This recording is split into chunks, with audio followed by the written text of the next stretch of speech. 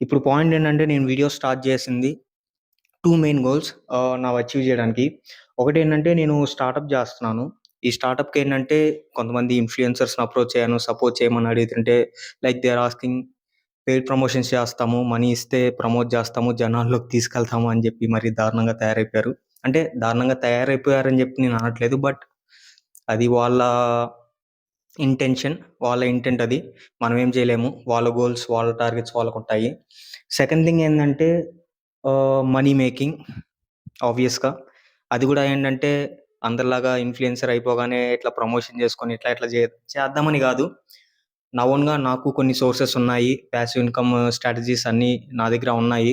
వాటి నుంచి ఎర్న్ చేసుకుందామని.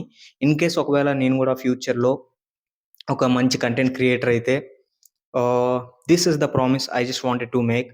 ఏంటంటే ప్రమోషన్ నేను ఒకవేళ చేసినా గూడా అది ఉపయోగపడేలాగా ఉండాలి గానీ, మీ నుంచి ఏదో లాగేసుకున్నట్లు, మనీ తీసేసుకొని ముంచేసినట్లు ఉండకూడదు.